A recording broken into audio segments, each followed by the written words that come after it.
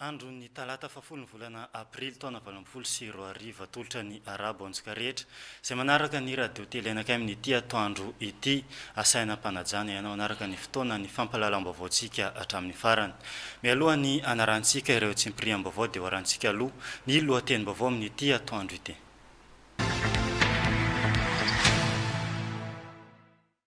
Tovolahy 4 taona no maty ny tazomoka omaly teny amin'ny hôpitaly Bezaga Androvo. Zazalahy kely 4 taona no tsy hita popoka vokatry ny fahadibona lakana tao Besalampy azo any Mahajanga tamin'ny asabotsy lasa teo. Nahita mpiakarana eo amin'ny 70 ariary ny vidin-tsoloka eto Madagasikara. Tondra fanazavana mahakasika izany ny ministry ny angovo, ny ankoranafo ary ny rano. Fiara miisa 10 isan'andro no niditra teto an-tampon-tanànan'ny Mahajanga nandritry ny fialasasatry ny apaska lasa teo.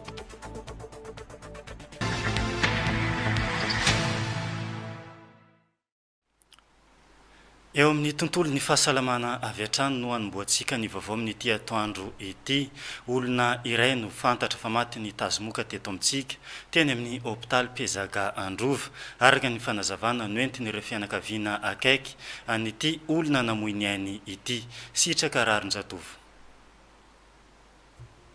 Tovolahy 4 taona no maty ny tazomoka araka ny voalazan'ny fianakaviana tao amin'ny hôpitaly be Androva tamin'ny andron'ny alatsinainy 10 ny volana aprily alina lasa teo. Raha ny fantatra dia itony mpivarotra kafe sy mofo mandehandeha itony no asany ity tovolahy ity ka teny ampanatanterahana ny asany iny indrindra izy no ny anjera tampoka teny an-dalana ka tsy nahatsiaro tena avy hatrany. Nateriny ny namany teny amin'ny hôpitaly Bezaga Androvo avy hatrany ka izao nindaosy ny fahafatesana izao. Teny an-toerana ihany koa ny fofombadiny ity lehilahy ity mitondra fanetanana sy fanazavana ny antony tena nahatonga izao zavanitranga izao. Nafaty mivadiko izany no tiako tenenina satria raha nanambady dia mipetraka teto Mahajanga dia tsy nampiasa lay izay. Efa tsy nampiasa lay izay dia nohaniny moka amin'izay manko dia lasa narary izy. Efa narary izy nentina tetỳ amin'ny dokotera tetỳ Androvo amin'izay dia nitarika fahafatesana ho anazy. Ka dia miangavy ianareo zany za manentana anareo tsika rehetra tsika jiaby mba hampiasa lay satria tena antoka ny fahasalamana ny lay satria moka dia tena mahatonga ny resaka amin'ny tsy fahasalamana amin'ny aretina mihitsiny ary tena raha tena grave dia tena tonga fahafatesana satria hitako porofo tamin'izany dia nivadiko izay maty androany alatsinainy le 9 avril. Tena nontaniko ny dokotera rehefa maty izy inona marina no nafaty mivadiko dia nambarandreo tamiko hoe tazomoka ny tena nahazo anazy fa tena efa grave efa tafiditra be la tazomoka dia nitarika fahafatesana ho anazy iny navalin'ny dokotera tamiko nambarany taminany.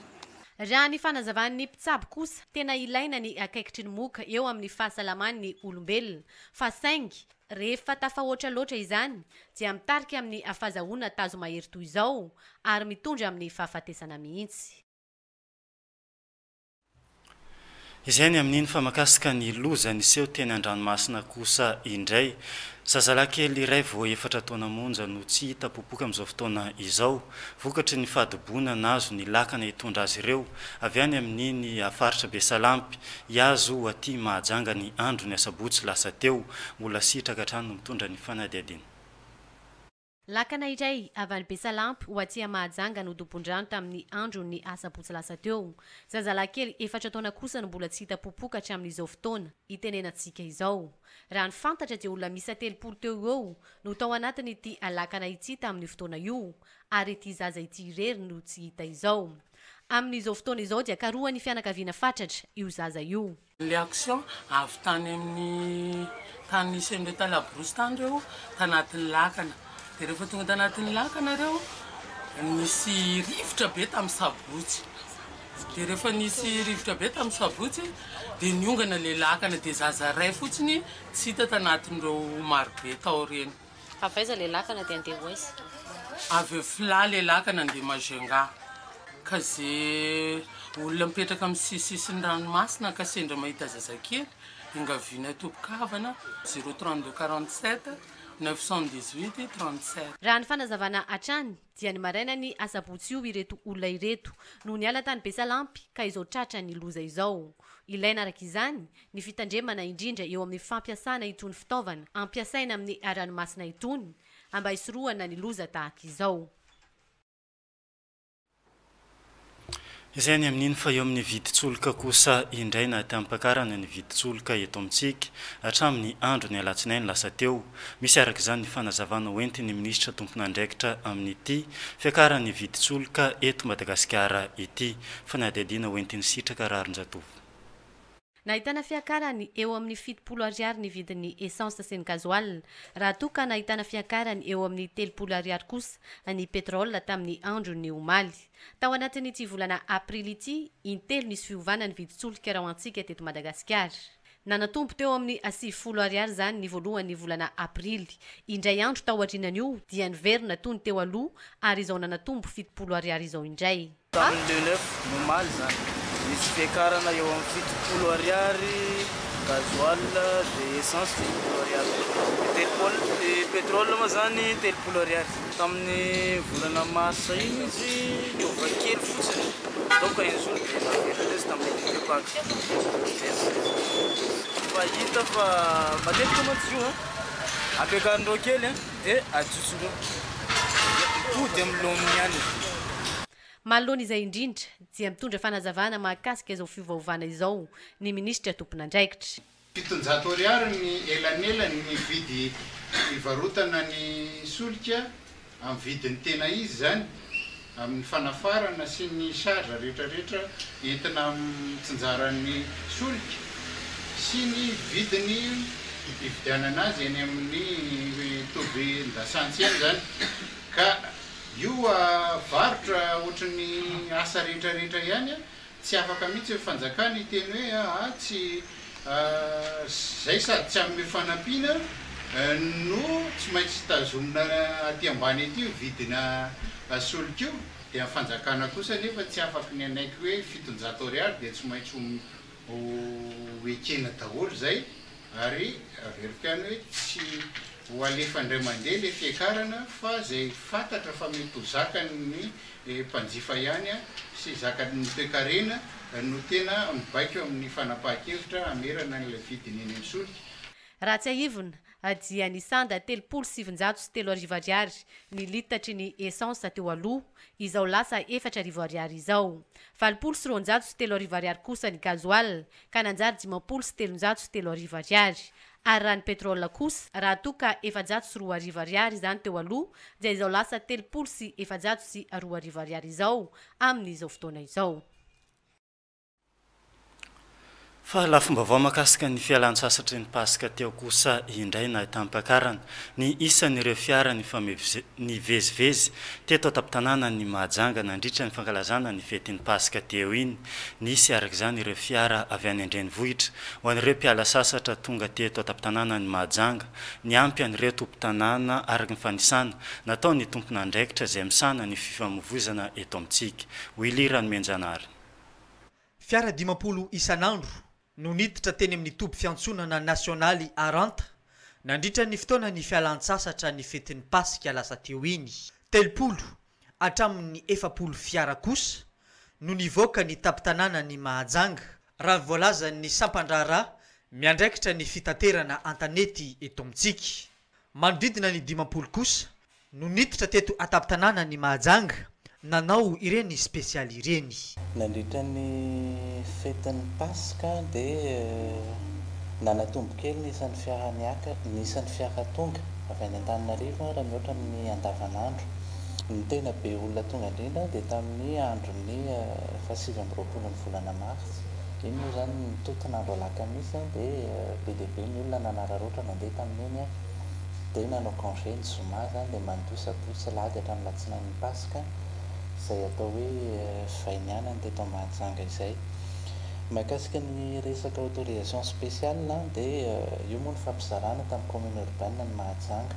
Raha ohatra ilay izy ka tato anatin'ny commune urbaine ihany dia zareo no mamoaka anazy. Raha ohatra ka mivoaka ny amin'ny lalam-pirenena dia ny teto anivon'ny ATT no namoaka anazy. Amin'ny ankapobeny dia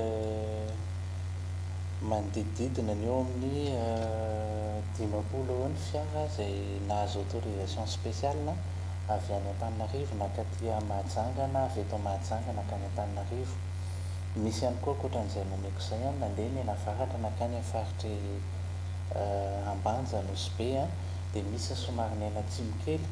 nandeha ny faritry Antsirabe sy Fianaratsoa. Dia misy ihany koa nandeha ny Atsinanana nakany Toamasina sy ny manodidina. Raha oharina amin'ny fetin'ny Pasika tamin'ny taondasa, mitovitovy ihany ny isan'ny fiara niditra teto amintsika. Anisany nahatonga izany ny fiovan'ny fandaharam-pianarana. Raha mihoatra amin'ny tamin'ny taona lasa izy dia azo lazaina ho mitovitovy ihany. Ny olana kely fotsiny tamin'ity indray mitokaka ty zany dia le vacances nisy fiovana dia izay ny somary ohatran'ny hoe nahatonga n'le isa tsy nitombo zany fa mihoatra tamin'ny taona lasa satria raha antsika malala fa nisy fikorontanana kely ny calendrier des vacances tamin'ity taona ity na izany tsy izany dia tsy nasakana ny olona ny ala sasatra izay fikorontanana kely izay. Ho an'ny spécial eto an-tampon-tanàna ny Mahajanga kosa, ny commune ambonivohitry Mahajanga ny tompon'andraikitra amin'ny fanaraha-maso amin'izany. Niakatra ho 500 sy 10 ariary ny sarandalana avy eny amin'ny petite plage miazo ny mabibo tamin'ny andro ny latsinainy ny Pasika lasa teo iny. Izay ny amin'iny fa vahiny voalohany horaisina atao anatin'ny fotoana ny fampahalalam-baovao amin'ity atoandro ity. Vahiny tompotrano Tatiana, miaraba ny Tatiana. Miarabanao Aldo ary dia miarabantsika rehetra ny tokantrano koa izay manaraka ny fampahalalam-baovao eto amin'ny fahitalavitra sy ny onjam-peo amin'izao fotoana izao ary dia mirary soantsika ihany koa raha ohatra ka tratranay eo ampisakafoanina ianareo. Araka ny efa hitantsika any amin'ny tselam-panentanana any fa misy ny hetsika izay ho karakarany ny radio telenakay amin'ny volana May ho avy io, izay indrindra no antony ivaniana ny Tatiana eto hitondra ny fanazavana mahakasika an'izay rehetra izay. Menanao avy hatrany ny avitenenana Tatiana. Eny ary araka n'ilay fampifantarana moa dia misy ny fety hetsika iray izay karakaranay fiaraha-mifaly izy io miaraka amin'ny mpakafy RTN tsy hakanavaka dia ny sabotsy 12 ny volana May ho avy io no anatanterantsika izany ao amin'ny complexe sportif ny Mahajanga no anaovana an'izay fiaraha-mikorana fiaraha-mifaly izay dia tena ny antony eto moa izany satria maro amintsika no efa nahazo an'ireny SMS reny SMS fampafantarana satria dia efa hoe azontsika raisina aty amin'ny radio telenakay izay fanasana izay fanitiana ho tsindrina eto dia tsy hoe raha ohatra ka tsy nahazo fanasana amin'ny alalan'iny SMS iny ianao dia tsy afaka hamonjy an'izay fiaraha-mifaly izay fa dia natao antsika rehetra ho izay teo antsika rehetra tsy hakanavaka izay mpakafy ny onjam-peo sy ny fahitalavitra io fiaraha-mikorana sy fiarahana mitafatafa mivantana io fa dia na nahazo SMS ianao na tsy nahazo dia afaka manantona aty amin'ny RTN maka ny anjarany fanasananao satria dia misy ny fanasana maromaro ho antsika rehetra toy izany hoe fanasana anankiray ho an'olona iray ho anao zany raha ohatra ka mba te hiaraka aminay ianao amin'io te hiaraka iona amin'ny ekipa ny RTN rehetra mihitsy amin'io dia mitongava aty dia nizao maka n'izay fanasananao izay satria somary voafetra ihany mantsy ny isa n'izay fanasana izay araka ny fahafahantsika ihany koa miditra ao anatin'ny complexe sportif ka dia izay hoe raha ohatra ka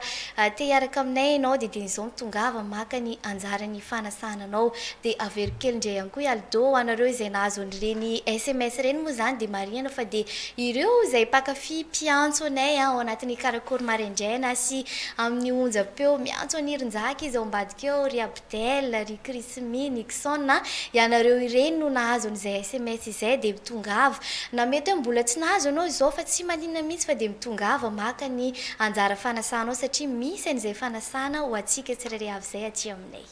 raha fehezina zany tatiana tsy hanavana olona le maka an'le fanasana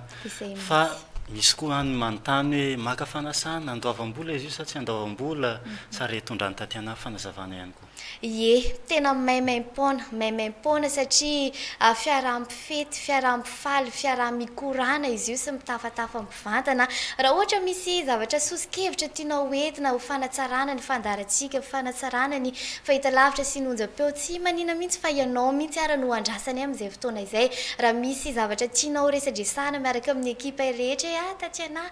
tokony ohatran'izao fanaovanareo izao na ohatrohatr'izay tsy manina mihitsy fa ianareo ny andrasana. Noho izany dia maimaim-poana tokoa le izy satria isika rehetra pakafy averiko ihany tsakanavaka no andrasana sy etanao ao anatin'izay hoe aza misalasala mitongava maka ny anjarany fanasanao aty amin'ny RTN.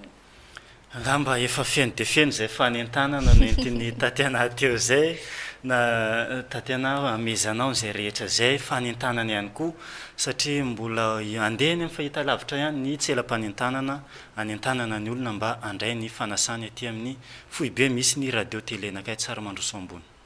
Eny ary ho famitinana izay rehetra izay dia andro tokana io sady hoe fankalazana ihany koa satria efa naharitra 3 taona ihany ny radio télé nakay dia mba ho fiarahantsika mifaly ao anatin'izay rehetra izay mbola tsy dia nisy loatra ny fiarahantsika mikorana mivantana ka io andro tokana io ny sabotsy ny 12 ny volana May amin'ny 10 arivo io inoko fa dia ny ankamaroany maro aloha tsy any ampiasana intsony na any ampianarana ho an'izay mbola mianatra moa izany fa dia efa malalaka tsara ny fotoana izay mihitsy nanaovana azy amin'ny 10 ariva ao amin'ny complexe sportif izay tsy lavitra izy io fa dia etsy amin'ny Marcos no ahitantsika izay manomboka amin'ny 10 ariva ny sabotsy 12 ny volana May dia isika rehetra no asaina fa mialohan'io daty io dia mitongava aloha aty amin'ny RTN maka ny anjaran'ny fanasanao na nahazo SMS ianao na tsy nahazo dia aza misalasala fa misy ny anjaran'ny fanasanao aty aminay atika dia mitongava dia ao anatin'izay maro dia maro ireo fanentanana sy animation izay ho hitantsika eo amin'ny fotoana io misy ny orona tsara izay mbola tsy hitantsika teto Mahajanga ho iarahantsika makafy io amin'ny fotoana io dia izay rehetra izay moa ravahany fampisehoana miaraka amin'ny mpanakanto izay kalazany ihany koa eto Madagasikara izay fiarahantsika mikorana izay fa indrindra ny tena tanjona amin'io dia hoe mba afaka miresadresaka mivantana isika afaka mifanakalo hevitra ao anatin'izay rehetra izay raha dia mitongava aty ampitan'izy io na vaovao ity tsara mandroso no ahitanao ny RTN aza misalasala mihitsy fa mitongava na arariva izany hoe manomboka amin'ny 7 sasany maraina no afahanao maka n'izay fanasana izay hatramin'ny 12 atoandro dia afaka miverina koa ianao manomboka amin'ny 3 ariva hatramin'ny 9 ariva fa dia misokatra ho anao ny varavaran'ny RTN. Zay zany feno dia feno ny fanentanana noentiny Tatiana makasika ny fety izay hokarakara ny foibe ny radio télé nakay eto Mahajanga izay amin'ny 12 ny volana May ho avy izao entana araka izany itsika rehetra mba ho tonga aty amin'ny foibe misy ny radio télé nakay mba handray ny fanasana ahafahana miatrika ampilaminana ny fety satria efa voalaza teo ihany koa fa voafetra ny toerana raha voafehany gymnase io dia tapitra. Dia ankasitrana i Tatiana ny vahiny teto amin'ny fampahalalam-baovao ny radio télé nakay nitondra an'izay tsara ho fantatra rehetra izay makasitraka ny Tatiana. Makasitraka ny Aldo dia makasitraka antsika rehetra. Izay ny amin'iny fanoizantsika ny vaovao amin'ity atoandro ity tamin'ny andro ny zoma lasa teo iny no nanaovana ny fanentanana iadina amin'ny fiovaovan'ny toetrandro teto Mahajanga ny toy ny sabotsy izany rehetra izany ka nisy ny fitondrana ireo mpianatra tany amin'ny valan-javaboary ny Ankarafantsika nampifantarina azy ireo mivantana ny mety ho voka-dratry ny izany fiovaovan'ny toetrandro izany ary noentana ihany koa ireto mpianatra ireto mba samy enentana ny namany rehetra mba tsy anao ny zavatra mety animba ny tontolo iainana eto amintsika fanadiadina. Miteraka voka-dratsy eo amin'ny fiainana sy ny tontolo iainana andavanandro ny fiovaovan'ny toetrandro raha ny fanazavana noenty ny tompon'andraikitra nandritra ny fankalazana sy fanentanana iadina amin'ny fiovaovan'ny toetrandro eto amintsika ny andro ny zoma fa 9 volana Aprily lasa teo ny sabotsy fa 7 volana Aprily nentina nidina ifotony tao amin'ny valan-javaboary Ankarafantsika ireo mpianatra sasany nampianarina mivantana sy nampisehoana azy ireo izay voka-dratry eo amin'ny fiovaovan'ny toetrandro izay. amin'ny satria ny fiovaovan'ny toetr'andro dia vokatry ny araka le natao tary zany dia vokatry ny zavatra ataontsika olombelona raha ohatra amin'izany ohatra ny tsy fisian'ny ala ny fanapahantsika ny ala zany dia mahatonga ny tanàna mahatonga ny fiovan'ny toetr'andro amin'ny tanàna anankiray dia hitantsika ty nefa zao mbola misy ny ala zao dia hita hoe mbola afaka mirotsaka tsara ny orana ohatra ny mbola afaka hitazomana an'ireo zavaboary maro samihafa zay hita ty kanefa ny kosa raha ohatra sanatria zany ka miala koa reto ala rehetra zany ho simbana koa zany dia lasa miova manaraka zay fiovan'ny toetr'andro zay dia lasa tsy hita reto zavatra zavaboary sarobidy ohatran'reto ohatrany tahaka ny ty anankiray teo zao lasa anjavona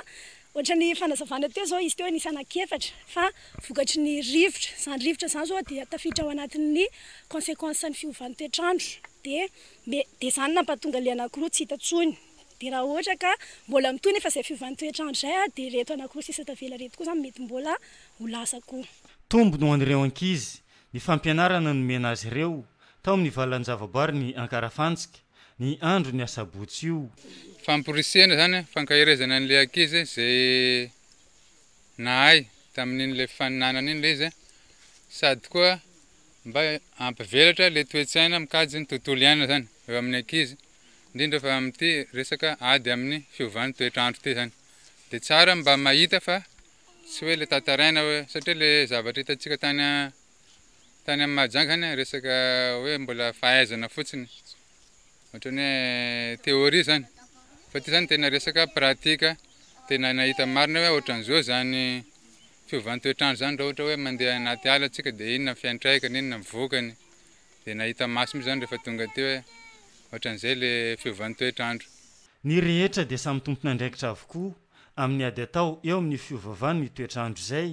ka tokony ifanentana sy ifampianatra mba hialana amin'ny voka-dratsy mety eteraka izany eo amin'ny tontolo iainantsika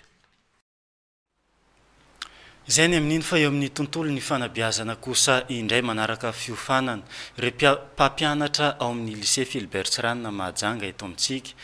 ampiofanana reto mpampianatra ireto araka izany ny fomba fampianarana indrindra fa eo amin'ny taovam-pananana ny tanora maritra 3 andro ity fampiofanana omena ny mpampianatra ity araka ny fanadihadiana natao ny Anise Rasmandimby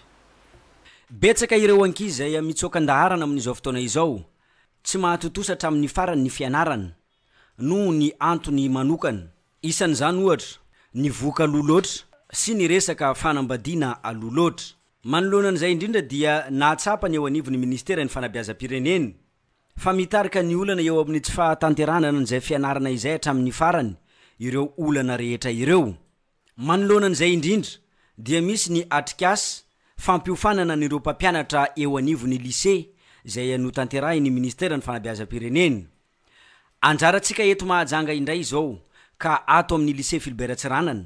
ireo mpampianatra ato amin'ity sekoly ity no mahazo an'izany fampiofanana izany marina fa ny mpampianatra ho an'ny taranja enina ihany no voakasiky nyity fampiofanana momba ny resaka ara-pananana ity isan'izany ny mpampianatra malagasy ny anglisy ny mpampianatra ny taranja frantsay ny EPS ny SVT ary ny filozofia fampiatiana andreo le taloha-hevitra ho an'ny fahasalamana sy ny zo ara-pananana ho an'ny ankizy mianatra ao anivon'ny lycée zany zavatra zany dia tafiditra ao anatin'ny fanavaozana sy fanatsarana ny kirakira-pibeazana ary indrindra ny fandara-pibeazana zay soritsoritany atao hoe plan sectoriel de l'éducation zay efa fantatritsika fa zay no politika entin'ny ministera ny fanabeazana entina anatsarana ny tontolon'ny fanabeazana eto Madagasikara ka ao anatin'ilay atao hoe dingana entina anaovana ny fanandramana an'ilay volavolana programa zay andrafetana sy ampidirana andreo le loha-hevitra mahakasika ny fahasalamana sy ny zo ara-pananana ao an'ny ankizy zany zao ny lycée Philbert Tsiranana fanofanana andreo mpampianatra zay hitondra n'izany andrany zany ao anivon'ny sekoly ireto mpampianatra ireto indray avy eo no andrasana ny amin'ny fizarana ny traikefa zay azony mampiatra izany eo anivon'ny fanabeazana ireo mpianatra zay ampianarin'izy ireo mba ahafahany mampita an'izay programme mpampianarana vaovao zay mahakasika ny droit sexuel santé ary reproductif zay zany ka ao anatin'ny fampiarana an'izay ny mpampianatra dia anolotra recommandation na orientation na sosikevitra maro samihafa rehefa avy nampiatra an'izay teto amin'ny lycée zay zany nisan'ny tanjona ary rehefa avy nandroso an'izay sosikevitra maro samihafa zay izy dia ireny indray no verenana ao arafitra ao anatin'ny programme ngezabe anankiray marina fa tsy tontosa zao etsika izao raha tsy misy ny fiarah-miasa ny ministera sy ireo mpiara-miombona antoka aminy ho iatrany ny fanazavana ity ndra mitoraka ty zany zay rahana ministera isaorany indrindraindrindra ministera satria raha ohatra ka tsy tao ministera zany dia tsy nandeha amin'ny laony fa ministera ny tompon'le programme zay dia ny partenaire syd zany en tant que partenaire technique sy financier zany no miaraka manao an'izao formation miaraka ministera sy manohana ny ministera mba hahafahan'le mpampianatra mahazo n'izay traka-ifadray ahafahatsy koa manana tanora manana safidy amin'ny fiainany sy ny andraikitra izay antseherany mandritry ny 3 andro no anaovana an'izao atrikasa fampiofanana ireo mpampianatra ato amin'ny sekoly lycée Philibert Tsiranana izao hatramin'ny alakamisy 12 ny volana april ho avy izao hoeny amin'ny fokotany ambomandamina kosa isika amin'ity vaovao manaraka ity nahazo fampitaovana fahitalavitra iray ireo mpitandro filaminana na ny polisy pirenena izay miasa eny anivo ny fokotany ambomandamina nisy araka izany ny fanolorana io fitaovana io izay natrea ny mpanao gazetinay Willy Ranomenjanary nahazo fahitalavitra iray sy onjapeo iray ny poste de police eny Aparigidro tafiditra ao anatin'ny fokotany Antanimalandy ny komity fokotany eny anivony ity fokotany ity sy malala-tanana iray no nanolo-tanana sy ny fanampy nazahoana ireto fitaovana mba hahafahany ireo polisy manaraka ny vaovao mandalo eto an-tampon-tanàna ny Mahajanga sy mandalo amin'ny faritra maro samihafa omaly latsinainy fa 7 ny volana april 2024 no nanolorana izany tamin'ny fomba ofisialy teny amin'ny bureau de police eny Aparigidro ty zany misy fanomezana avy aminay fokontany mba omenay ny poste police eto Aparigidro satria ny olo tsy marabaovao no ohatra n'olo mitokamony satria fahatranezana ny polisinay eto manao garde ary mba teny vaovao pirenena na vaovao azy ivelany azy no ny fahatsapanay avy amin'ny fokontany zany ary misy olo namany miara-miasa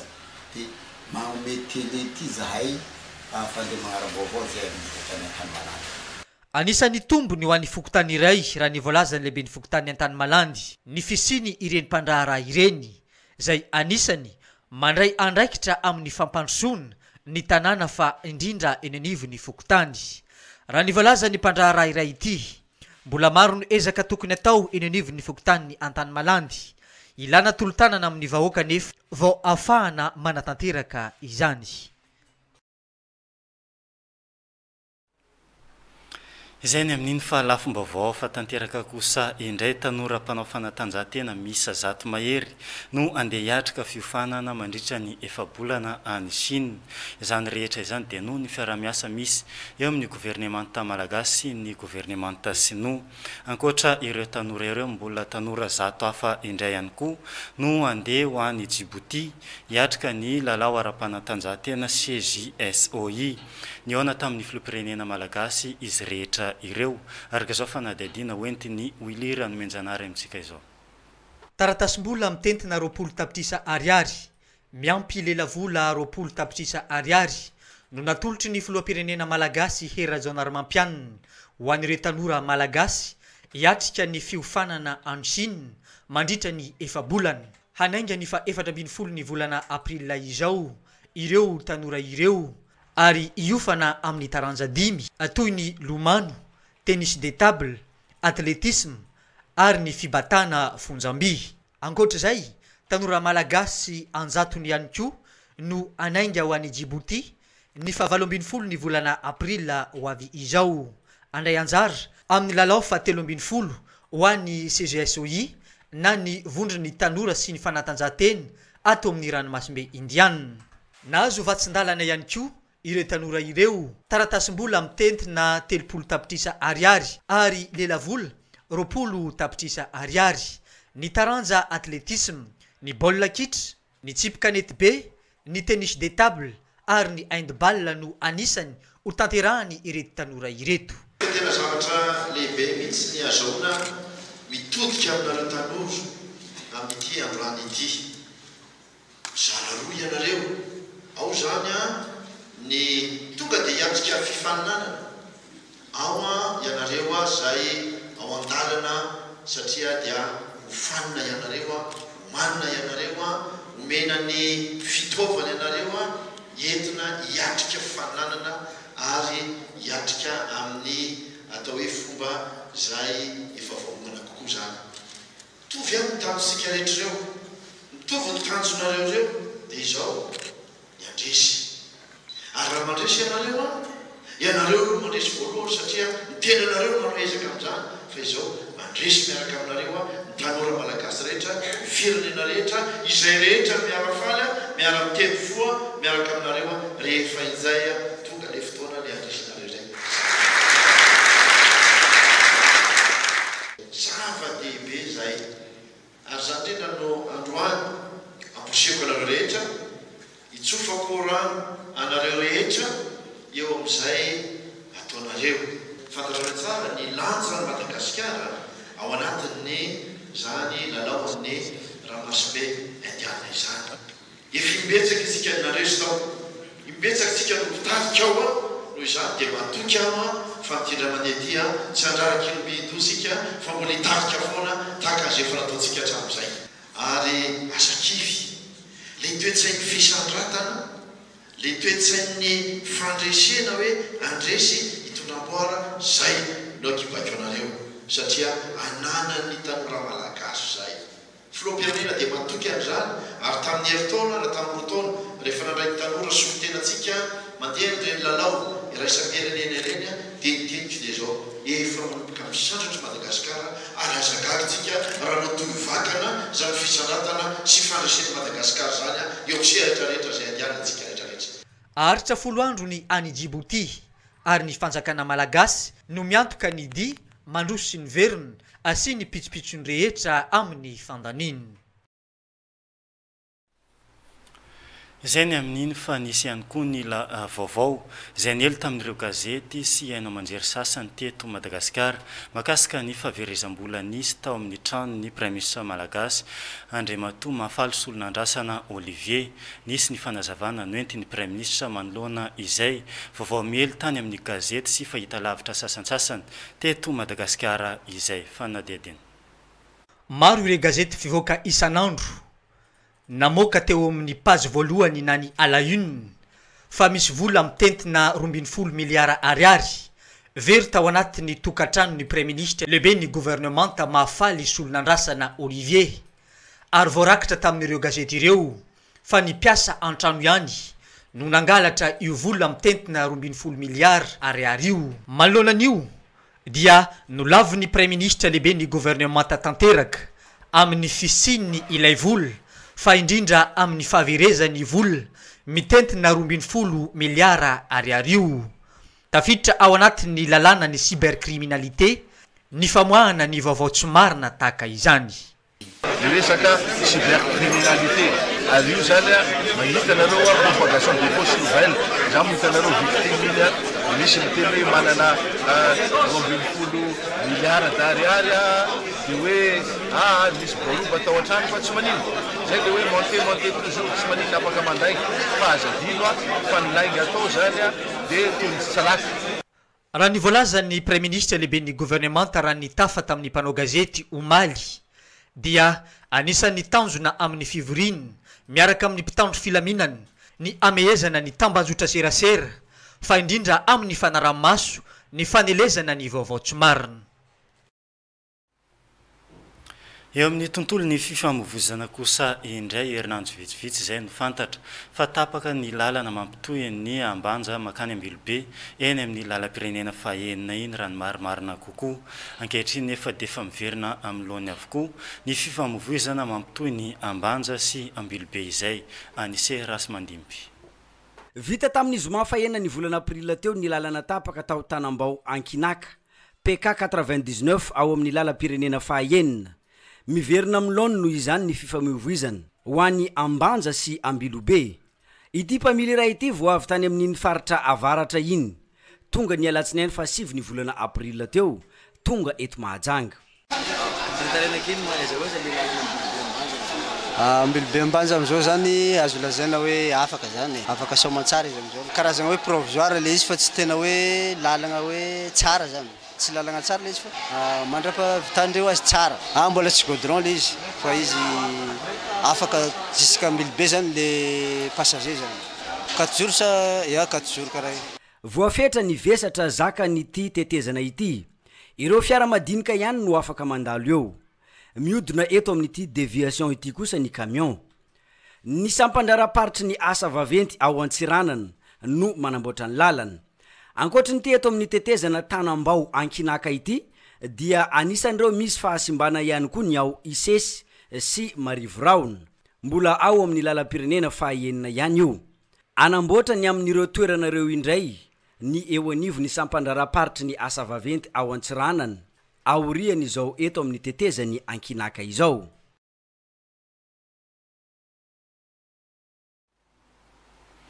Vaovao ara-panatanjahantena kosa indray nanomboka ny alady fa 9 volana aprila lasa teo ka ifarana ny 15 volana aprila izao ny fiadina ny amboarany filoha na ny coupe du président eo amin'ny taranja basketball skady lasivavy eto Madagasikara ao Andrenivohitra moa no anaovana ny lalao rehetra amin'ity coupe du président ity nandritra ny andro voalohany sy ny andro faharoa Omaly-Alatsinainy dia fa misy sady ny vokatra eo amin'ny lalao rehetra izay vita nandritra izay andro voalohany sy ny andro faharoa izay fanadedena. Nanomboka ny alady fa 9 volana aprila lasa teo ny fiadina ny amboaran'ny filoha na ny coupe de président taranja basketball ka ifarana ny 15 volana aprila avy izao. Ny lalao rehetra dia ho atao ao amin'ny kianja mitafo Mahamasina Antananarivo hatramin'ny Omaly-Alatsinainy dia toy izao manaraka izao ny vokatra teo amin'ny sokajy vehivavy GA avy any Vakinankaratra lavo ny 1 bitoile na lamanga tamin'ny isa 3.50 no 50. SBBC Boeny nandavo ny fandrefiala avy any Analamanga tamin'ny isa 9.50 no 40. Teo amin'ny sokajy lehilahy kosa SBBC Boeny lavo ny Kosfa Analamanga tamin'ny isa 7.70 no 20. ASCB Boeny nanamontsana ny 1 bitoile avy any Analamanga tamin'ny isa 4.70 no 5.70.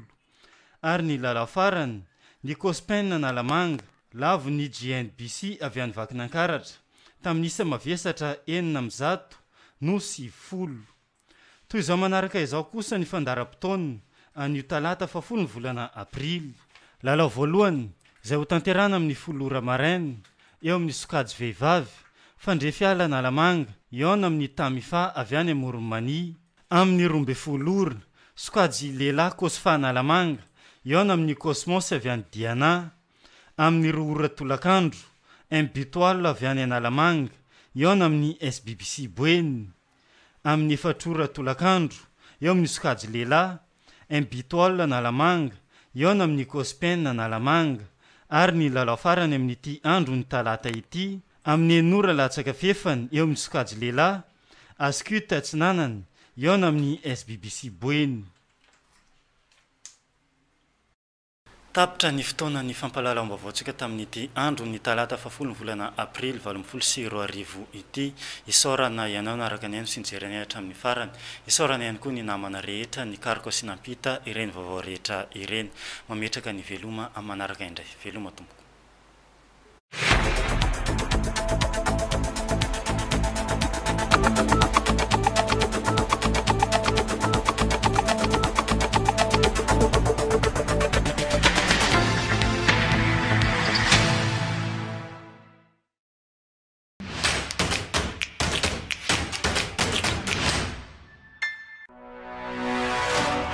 Ny radio télé nakay izay tary ny filoha tale